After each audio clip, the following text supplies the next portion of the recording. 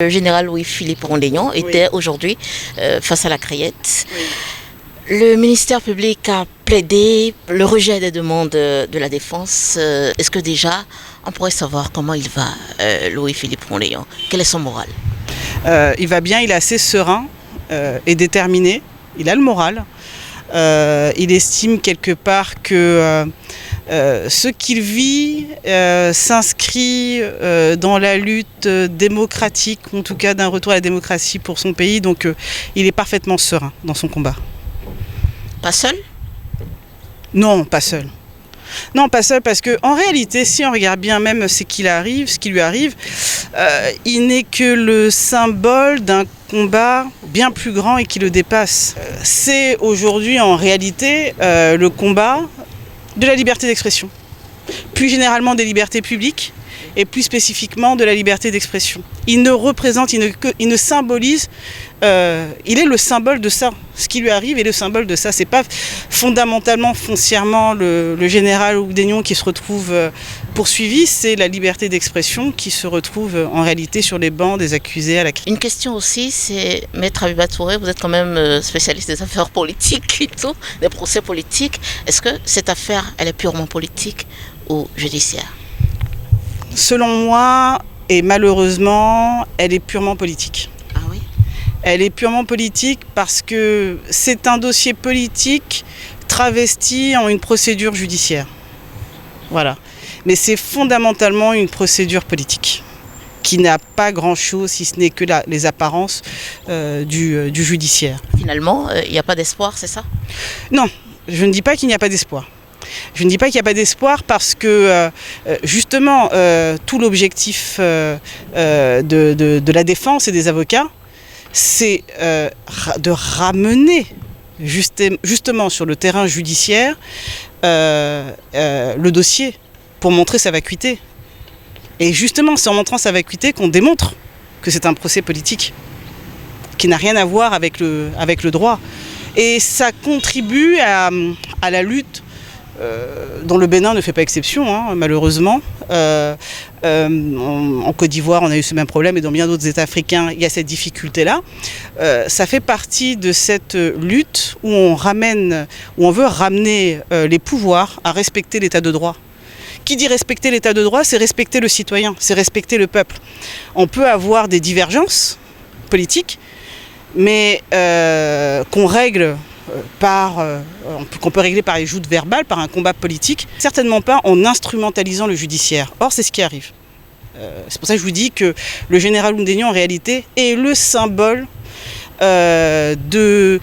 représente en fait cette lutte. Et finalement, c'est comme si c'est la liberté d'expression, les libertés publiques qui sont mises au banc des accusés.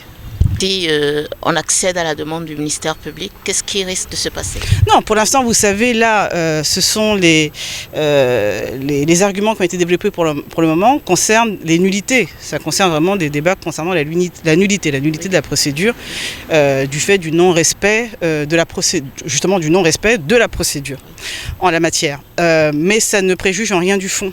Donc, soit finalement la juridiction nous donne raison et constate qu'effectivement il y a eu des irrégularités tellement flagrantes qui justifieraient qu'on prononce la nullité, soit elle rejette ces éléments, et dans ce cas-là, le débat du fond va devoir se poser. Et le débat de fond, c'est quand même de savoir quels sont les faits qui sont reprochés au général Rondénion. Parce que pour le moment, vous avez des accusations. C'est-à-dire qu'il est poursuivi pour incitation à la rébellion et pour des faits de harcèlement par le biais des réseaux sociaux. Très bien. Mais une fois qu'on a balancé ces accusations, qu'est-ce qu'il y a derrière? Quels sont les faits qui lui sont véritablement reprochés? Pour l'instant, on ignore. Pour vous donner un exemple, je vous donne un exemple concret, vous allez mieux comprendre. Okay.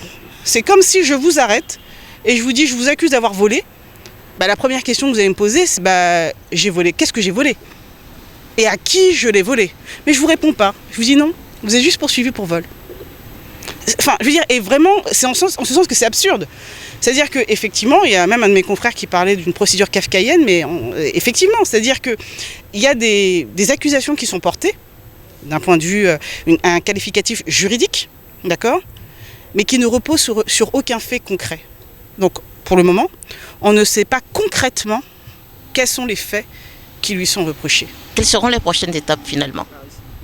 Les prochaines étapes, c'est dénoncer, dénoncer, dénoncer, se battre, se battre, se battre pour parvenir justement à un état de droit au Bénin.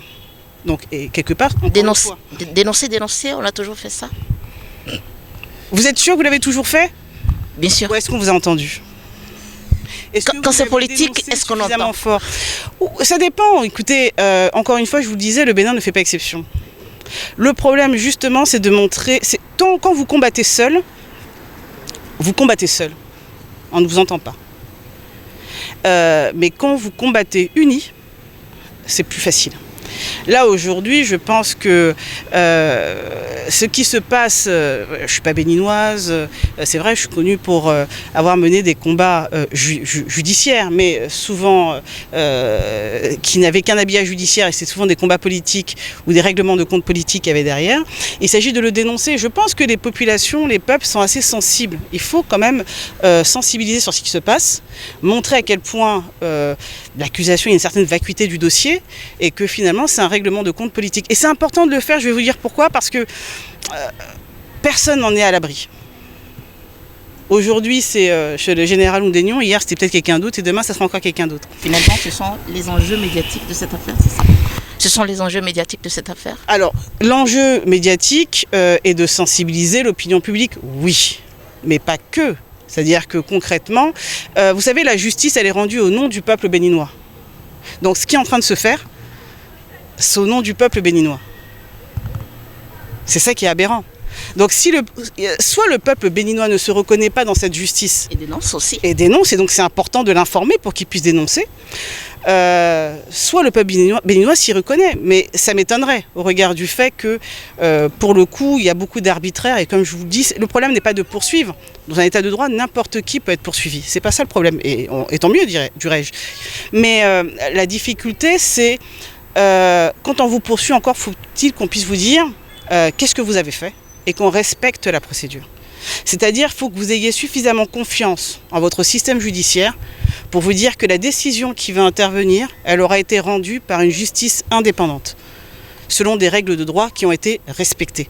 Vous pouvez ne pas être d'accord avec la décision, vous pouvez être d'accord avec la décision, mais ce que vous ne remettrez pas en question, c'est que c'est une décision qui a été rendue conformément au droit.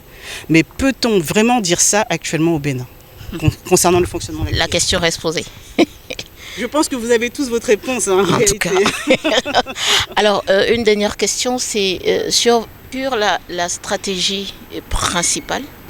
Que sera-t-elle si éventuellement ça n'aboutit pas? Si ça n'aboutit pas.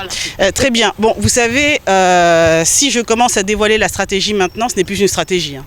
C'est vrai. Donc, ce ne serait il pas fallait quand même que je tente ma chance. Vous avez bien fait, mais il ne serait pas très malin de ma part de dévoiler dès à présent la stratégie arrêtée par la défense du général. Ce qui est certain, c'est que lui est combatif et qu'il n'entend pas se laisser faire. Mais je dirais, ce n'est même pas, il ne fait pas vraiment cas de son affaire personnelle. On ne fait pas une affaire personnelle. Encore une fois, il est le symbole de l'arbitraire. Il est le symbole, finalement, de la loi du plus fort, d'un point de vue du pouvoir, de l'autorité politique, face à une opposition, face à une contrariété du plus faible. En tout cas, vous voyez, et c'est ça que lui dénonce. C'est là-dessus que lui n'est pas d'accord. Si la justice doit être rendue au nom du peuple béninois et non au nom d'un régime. Vous voyez la différence? La justice, et je répète, elle doit être rendue au nom du peuple béninois et non pas au nom d'un régime. Et c'est ça qui fait toute la différence. C'est ça qui fait toute la différence. Quand elle est née au nom d'un régime, elle se discrédite même aux yeux du peuple qu'elle est censée représenter. Et le problème de ça, c'est que tant que vous êtes aux affaires, ça va. Mais quand vous n'êtes plus aux affaires, vous craignez cette même justice.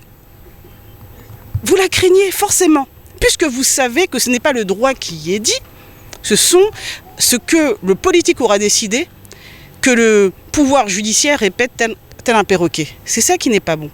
Et j'ai trop de respect pour nos magistrats africains, en l'espèce béninois, mais c'est une réalité africaine. J'ai trop de respect pour nos magistrats africains, j'ai trop de respect pour nos peuples africains, j'ai trop de respect pour le pouvoir judiciaire qui devrait être dans nos États pour laisser faire sans le dénoncer, ainsi que mes confrères. Donc on se situe vraiment dans une logique de se battre, de ramener sur le terrain du juridique, du droit, 1 pour démontrer que le dossier n'est ni fait ni à faire, 2 pour en montrer la vacuité, et 3 pour exiger la relaxe du général Oundénion. Mais encore une fois, c'est même pas la relaxe du général Oundénion qu'il faudrait demander, c'est la relaxe de la liberté d'expression. La liberté d'expression. C'est à ces conditions-là qu'on pourrait espérer la mise en liberté du général. Oui, parce que lui, encore une fois, aujourd'hui ne s'appartient plus. Il représente une lutte. Il représente une lutte. Il représente un combat. C'est-à-dire que, et ce combat, encore une fois, le combat des libertés publiques au Bénin. Et encore une fois, vous ne pouvez pas poursuivre un homme sans être capable de dire qu'est-ce que vous lui reprochez concrètement. Qu'est-ce qu'il a fait? Quels sont vos espoirs pour la prochaine date finalement? Wow, notre espoir, bon, on ne désespère pas, hein, sinon on n'est pas avocat en Afrique. Hein. Faut jamais désespérer, sinon c'est problématique. Non, faut jamais désespérer, il faut continuer le combat. On espère bien évidemment la nullité, mais si on ne l'a pas, on va pas se décourager pour autant. Il s'agira d'obtenir la relaxe et la liberté du général. C'est très important parce que, encore une fois, le dossier est vide. D'accord ? Et il faut sortir de l'arbitraire, et pour sortir de l'arbitraire, il faut informer, il faut expliquer. Et ça, il faut le faire, il faut le répéter. Et encore une fois, je vous le dis, hein, c'est-à-dire que je suis convaincue que ce qu'il vit n'est pas le seul à l'avoir vécu. Et je ne parle pas que du Bénin, il y a des tas de pays comme ça où ça se passe. Donc, c'est à nous, avocats, de dénoncer cela, de ramener sur le terrain du droit. On aime trop. Vous savez, quand on fait des études de droit, c'est pas pouvoir piétiner le droit. L'avocat est aussi le défenseur du droit. C'est son terrain, c'est son outil, c'est avec ça qu'on travaille, c'est ça qu'on exerce. On ne peut pas voir notre outil être piétiné par le politique. Ce n'est pas acceptable.